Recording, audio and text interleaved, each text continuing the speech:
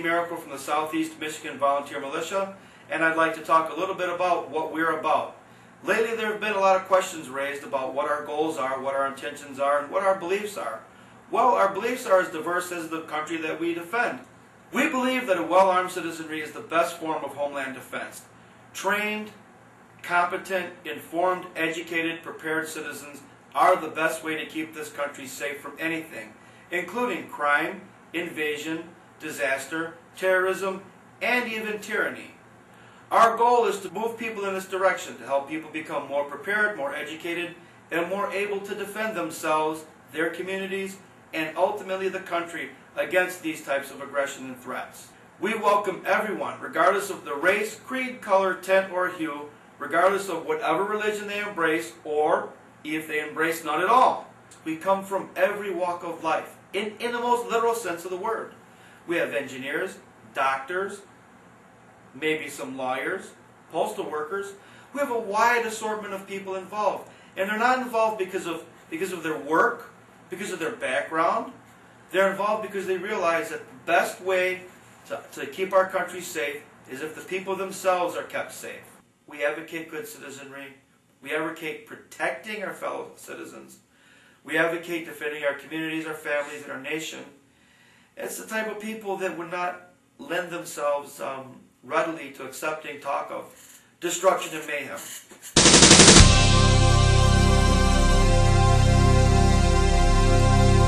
What we advocate is good citizenship. A good citizen knows his rights. A good citizen teaches his fellow citizens the skills that he has and can share. A good citizen is prepared enough so that he does not place a burden on society in the event of a disaster. A good citizen does not get in a food line. He passes out food to his neighbors. A good citizen doesn't call the state police for security when everything breaks loose. He stands out on his corner with his neighbors and provides his own security. A good citizen will not call 911 over a minor cut or a small injury. A good citizen is prepared enough to deal with it himself. A good citizen will not sit in the dark wondering what happens when he could hook up his own radio and provide communication for himself and his neighbors. We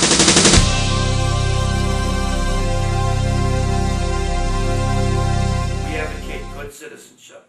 Study your Constitution. Study your history. Contact your representatives. Contact your media. Get involved. That's what we suggest. Get involved. You want to know what the militia is? We are people who have gotten involved. And there's a lot of different things you can get involved in. And it's not all about guns. But get involved. Sitting at home, watching TV is not necessarily a bad thing. But when it prevents you from getting involved, when it prevents you from attempting to shape the course of your own life, then I think there's an issue. Separate from the couch. Participate in all the processes. Your town hall meetings, city council meetings, county commissioner meetings. Participate in these. Go to your state's capital. Sit in. Talk to some reps. You have concerns. If you didn't have concerns, you probably would not be watching this right now. Don't sit at home and stew on your concerns. You're probably not going to be a very good stew. Contact people and say, I have a problem with this. Or I think this. Or what about this? Send your letters to your newspaper. I know you don't think it means much, but it'll mean a lot to me if I read your letter. If I see someone else out there that says, hey, what about this right? Or hey, how does this fit in the Constitution? Or hey, historically, shouldn't it be this way?